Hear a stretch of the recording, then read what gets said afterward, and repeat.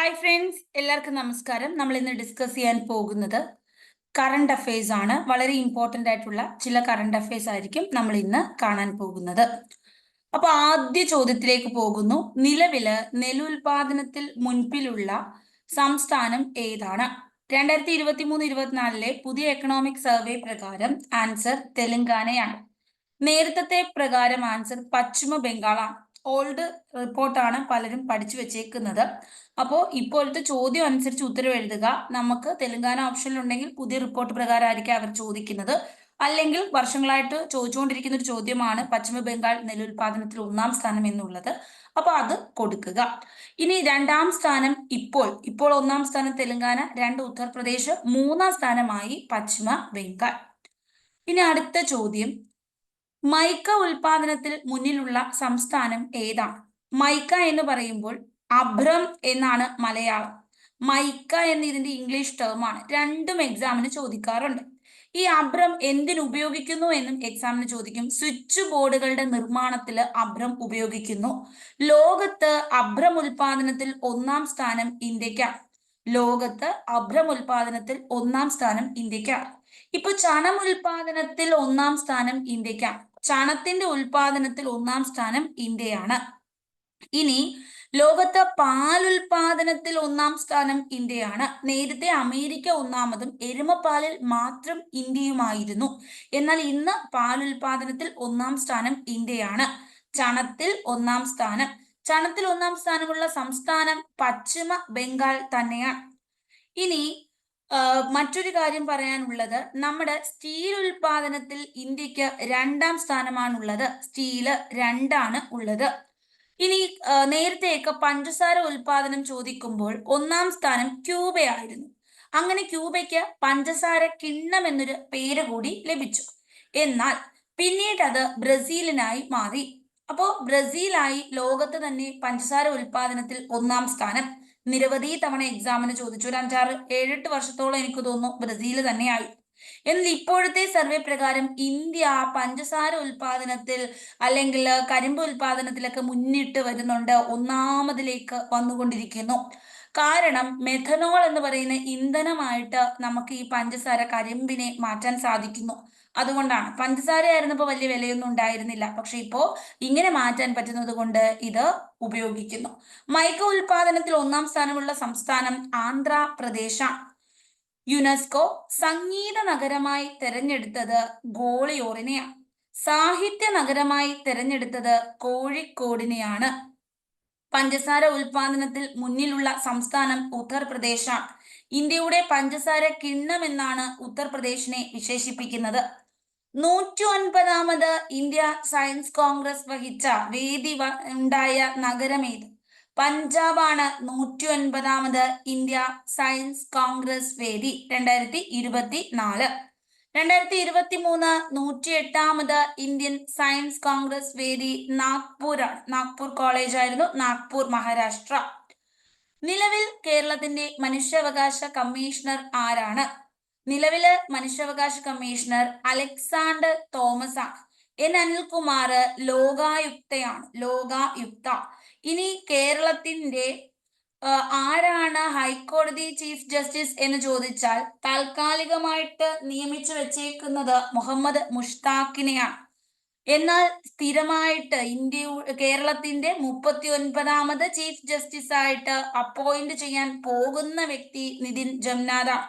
അപ്പോ അത് രണ്ടും ഓപ്ഷൻ അനുസരിച്ച് എഴുതുക. നിതിൻ ജംനാഥ് ആണെങ്കിലും മുഹമ്മദ് മുഷ്താഖ് താൽക്കാലികമാണ്. ഇപ്പോൾ നിലവിലും മുഹമ്മദ് മുഷ്താഖാണ്. വരാൻ പോകുന്നത് 39-ാമത്തെ ചീഫ് ജസ്റ്റിസ് ആരെന്ന് ചോദിച്ചാൽ ഉത്തരം മാറി. എൻ അനിൽകുമാർ ലോകായുക്തയാണ്. അലക്സാണ്ടർ തോമസ് കേരളത്തിന്റെ മനുഷ്യാവകാശ കമ്മീഷണറാണ്. യുനെസ്കോ ചെയർ പാർട്ട്ണർ പദവി ലഭിച്ച കേരളത്തിന്റെ പഞ്ചായത്ത് ഏതാണ്? Answer Pariyaram. Pariyaram. Reserve bank of India report പ്രകാരം രാജ്യത്തിന്റെ 2021-24 കാലയളവിൽ രാജ്യത്തിന്റെ ശരാശരി വളർച്ച എത്രയാണ്? അപ്പോ ശരാശരി വളർച്ച 8%. റിസർവ് ബാങ്ക് ഓഫ് ഇന്ത്യ നിലവിൽ വന്നത് 1935 ഏപ്രിൽ 1-നാണ്. ഹിൽട്ടൺ യങ് കമ്മീഷന്റെ നിർദ്ദേശപ്രകാരമാണ്. ഇതിന്റെ ആസ്ഥാനം മുംബൈയിലാണ്. അപ്പോ ഈ 1949 ജനുവരി 1 നമ്മുടെ reserve bank of India nationalise ചെയ്തത്. കേരള പുരസ്കാരം 2023 കേരള ജ്യോതി നേടിയത് ആരാണ്? ഇപ്പൊ നമ്മുടെ പത്മ പുരസ്കാരത്തിന്റെ മാതൃകയില് അവിടെ പത്മവിഭൂഷൺ, പത്മഭൂഷൺ, പത്മശ്രീ ഇങ്ങനെ 3 ബഹുമതികളാണ് ഇന്ത്യ ഗവൺമെന്റിന്റെ പരമോന്നത ബഹുമതിയായി നൽകിക്കൊണ്ടിരിക്കുന്നത്. അപ്പൊ അതിന്റെ മാതൃകയിൽ കേരളവും ആരംഭിച്ചു. കേരള ജ്യോതി, കേരള ശ്രീ എന്നൊക്കെ പറഞ്ഞിട്ട് കേരളവും ആരംഭിച്ചു. അപ്പോ ആരംഭിച്ചത് 2022 അപ്പൊ കേരള ജ്യോതിയാണ് ഏറ്റവും ഉയർന്ന പുരസ്കാരം. കേരള ജ്യോതി ആദ്യമായി നൽകിയത് 2022 നൽകിയത് MT വാസുദേവൻ നായറിനാണ്. MT വാസുദേവൻ നായറിനാണ് 2022 ആദ്യമായിട്ട് കേരള ജ്യോതി പുരസ്കാരം നൽകിയത്. രണ്ടാമത്തെ ഇതിന്റെ ഉയർന്ന പുരസ്കാരത്തിന്റെ പേര് കേരള പ്രഭ എന്നാണ്. ഇപ്പൊ ഫാത്തിമ ബീവിക്ക് ലഭിച്ചത് 2023 കേരള പ്രഭ പുരസ്കാരം ലഭിച്ചത് ഫാത്തിമ ബീവി, നമ്മുടെ സുപ്രീം കോടതി ജഡ്ജിയായ വനിത. ഇനി കേരള ജ്യോതി ആർക്ക് ലഭിച്ചു? 2023 ഒന്നാമത്തത് ആദ്യമായി കൊടുത്തത് MT ക്കാണെങ്കിൽ ഇപ്പോൾ രണ്ടാമതായി കൊടുത്തത് T പത്മനാഭനാണ്. രണ്ടാമതായി കൊടുത്തത് ആർക്കാണ്? T പത്മനാഭനാണ്. T പത്മനാഭനാണ് എന്ന് നമ്മൾ ഓർത്തു വെക്കുക.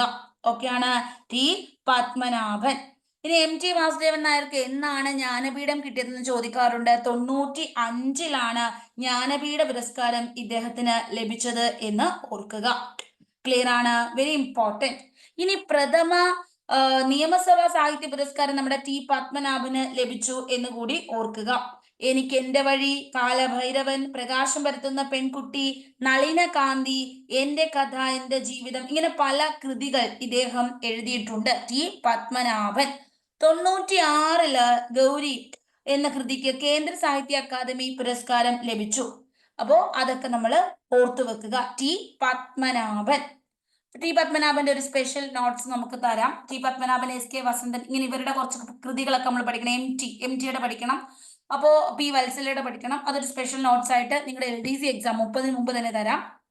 അടുത്തത്, തൊഴിലുറപ്പ് പദ്ധതി ഉയർന്ന ശമ്പളം നൽകുന്ന സംസ്ഥാനം ഏതാണ്? കേരളം, തമിഴ്നാട്, ഹരിയാന, ഉത്തർപ്രദേശ്. തൊഴിലുറപ്പ് പദ്ധതി കേരളത്തിന്റെ സമ്മാനം അല്ലെങ്കിൽ കേരളത്തിന്റെ വേതനം, ശമ്പളമാണ്, വേതനമാണ്, സമ്മാനമല്ല വേതനമാണ്. അവർ തൊഴിൽ ചെയ്യുന്നതിന് ശമ്പളം കൊടുക്കുവാണ്. 346 രൂപയാണ്. നേരത്തെ 333 13 രൂപയുടെ വർധനവ്. എക്സാമിന് ചോദിച്ചു എത്ര രൂപയുടെ വർധനവ് കേരളം? 13 രൂപ. ഇപ്പൊ 346. ഇനി ഏറ്റവും ഉയർന്നത് കൊടുക്കുന്നത് ഹരിയാനയാണ്, 374 രൂപയാണ്. ഏറ്റവും കുറവ് 234 രൂപ അരുണാചൽ പ്രദേശും നാഗാലാൻഡുമാണ്, 234 രൂപ. ഇന്ത്യ വികസിപ്പിച്ച ആദ്യ റോക്കറ്റ് ഏതാണ്? ഇന്ത്യ വികസിപ്പിച്ച ആദ്യ റോക്കറ്റ് വിക്രം 3 ആണ്. ആൻസർ വിക്രം 3 ആണ്. ഇന്ത്യ വികസിപ്പിച്ച ആദ്യ റോക്കറ്റ് ആണിത്. ഓക്കെ ആണ്. അപ്പോ ഇനി നമുക്കറിയേണ്ടത് ആദ്യ സ്വകാര്യ റോക്കറ്റ് എന്ന് കൂടി ഓർക്കുക. സ്വകാര്യ റോക്കറ്റ് വിക്രം 3 ആണ്. 2022 നവംബർ 18 വിക്ഷേപിച്ചത്. അപ്പോൾ ഇത് ഹൈദരാബാദിൽ നിന്നാണ്. സ്കൈ റൂട്ട് എയ്റോസ്പേസ്, സതീഷ് ധവൻ സ്പേസ് സെന്ററിൽ നിന്നാണ്. സ്കൈ റൂട്ട് എയ്റോസ്പേസ് ആണ് ഇതിന്റെ നിർമ്മാതാക്കൾ. സ്കൈ റൂട്ട് എയ്റോസ്പേസ് പ്രാരംഭം എന്ന് അറിയപ്പെടുന്നു. കേരള ബജറ്റ് 2022-23 പ്രത്യേകതകൾ എന്താണ്?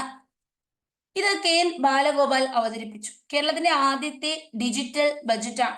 തിരുവനന്തപുരം, കൊച്ചി, കണ്ണൂർ എന്നിവിടങ്ങളിൽ സയൻസ് പാർക്ക് ഡിജിറ്റൽ സർവകലാശാലയ്ക്ക് സമീപം ഡിജിറ്റൽ സയൻസ് പാർക്ക് ഉണ്ടാകും. എല്ലാം ശരി. ഈ പറഞ്ഞിരിക്കുന്ന എല്ലാം ശരിയാണ്. ബാലഗോപാലാണ് അവതരിപ്പിച്ചത്. കേരളത്തിന്റെ ആദ്യ ഡിജിറ്റൽ ബജറ്റാണിത്. തിരുവനന്തപുരം, കൊച്ചി, കണ്ണൂർ എന്നിവിടങ്ങളിൽ സയൻസ് പാർക്ക് ഡിജിറ്റൽ സർവകലാശാലയ്ക്ക് സമീപം ഡിജിറ്റൽ സയൻസ് പാർക്ക് എന്നിവ ഉണ്ടാകും.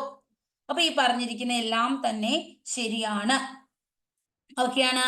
2 മണിക്കൂർ 18 മിനിറ്റ് ആണ് സമയം എടുത്തത്. അപ്പോ നമ്മുടെ ബജറ്റ് നമ്മുടെ ധനകാര്യ മന്ത്രിയാണ് അവതരിപ്പിച്ചത് എന്ന് ഓർക്കുക.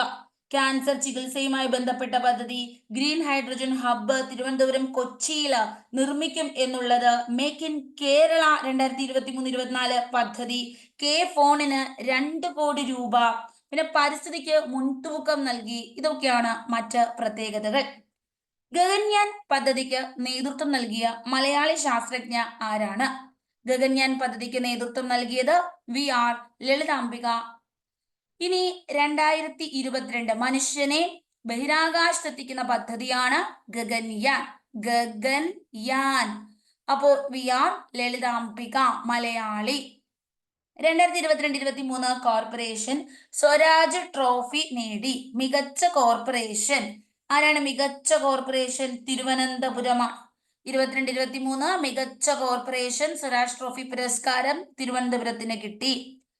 Agnipath tour of duty. Agnipath tour of duty പ്രതിരോധ സേന കരാർ അടിസ്ഥാനത്തിൽ സേവനമനുഷ്ഠിക്കുന്ന യുവാക്കൾക്ക് വേണ്ടിയിട്ടുള്ള പദ്ധതിയാണ് അഗ്നിപഥ്.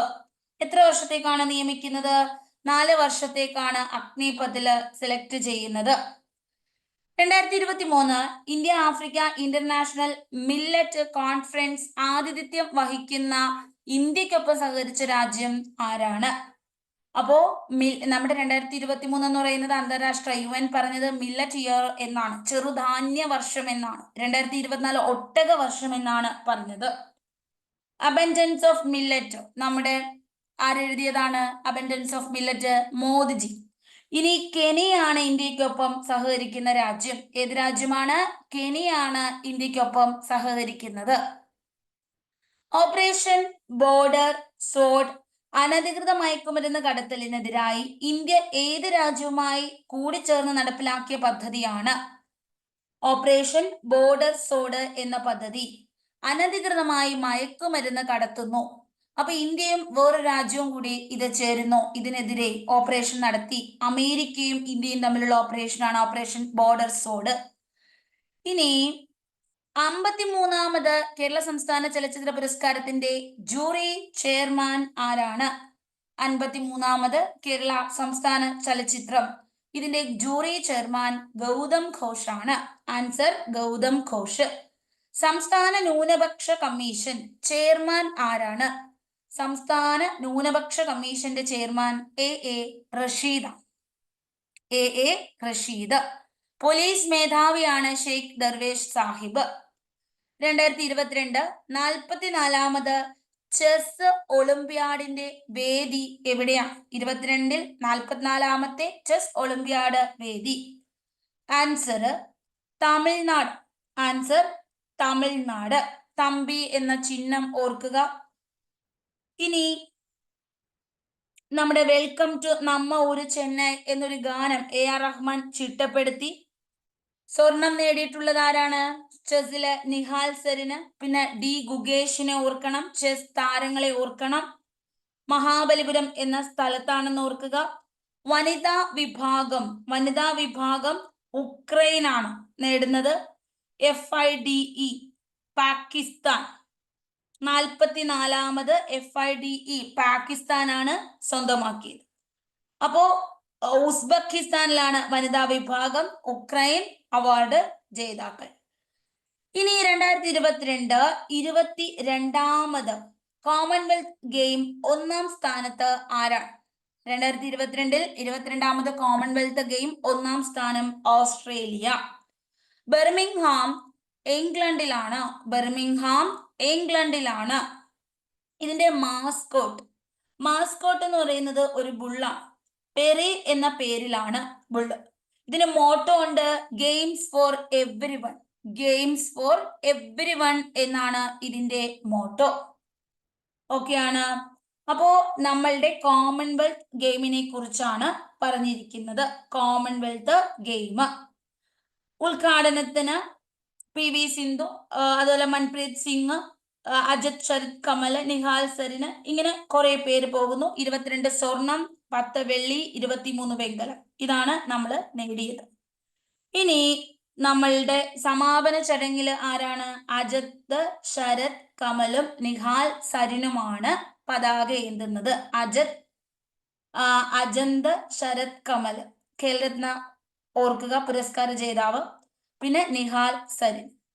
ഇനി ഉദ്ഘാടനത്തിന് സമാപനത്തിനാണ് ഇവര്. തുടക്കത്തിൽ ആരായിരുന്നു? PV സിന്ധുവും മൻപ്രീത് സിംഗുമായിരുന്നു. അടുത്തത് കേരളത്തിന്റെ സഹകരണം, തുറമുഖം വകുപ്പുകൾ കൈകാര്യം ചെയ്യുന്ന മന്ത്രി ആരാണ്? Answer VN Vasavan. Answer VN Vasavan. Ganesh Kumar motor വകുപ്പ്, ഗതാഗതം, ജലഗതാഗതം തുടങ്ങിയവ വകുപ്പുകളാണ്. മോട്ടോർ വകുപ്പും ഗതാഗതവുമാണ് നമ്മുടെ ഗണേഷ് കുമാറിന്റെ വകുപ്പുകൾ. സജി ചെറിയാന് മത്സ്യബന്ധനം, ഫിഷറീസ്, യുവജനകാര്യം, സാംസ്കാരികം ഇതൊക്കെയാണ്. പി രാജീവ് നിയമ മന്ത്രിയാണ്. പി പ്രസാദ് ഏത് മന്ത്രിയാണ്? ആരോഗ്യ വകുപ്പാണ്. വീണ ജോർജ് പി പ്രസാദ് കൃഷി വകുപ്പാണ്. വീണ ജോർജ് ആരോഗ്യ വകുപ്പാണ്. വനിത ശിശു വികസനം ആരാണ്? വീണ ജോർജാണ്. ആയുഷ് പദ്ധതി വീണ ജോർജാണ്. ഗണേഷ് കുമാർ മോട്ടോർ വകുപ്പാണ്. ഗതാഗതം ഓർക്കുക. സജി ചെറിയാൻ സാംസ്കാരികം, യുവജനകാര്യം തുടങ്ങിയവ ഓർക്കുക. അപ്പൊ സഹകരണം, തുറമുഖം, വാസവൻ. ഇത്രയും ചോദ്യങ്ങളാണ് നമ്മൾ കറണ്ട് അഫയേഴ്സ് സെക്ഷനിൽ ഇന്ന് പഠിക്കുന്നത്. എല്ലാ ദിവസവും ചെറിയ ചെറിയ സെക്ഷനായിട്ട് കറണ്ട് അഫയേഴ്സ് മുന്നോട്ട് കൊണ്ടുപോകാനാണ് ആഗ്രഹിക്കുന്നത്. നിങ്ങളുടെ സപ്പോർട്ട് വേണം. Thank you so much. Next ക്ലാസ്സിൽ വീണ്ടും കാണാം. ബൈ.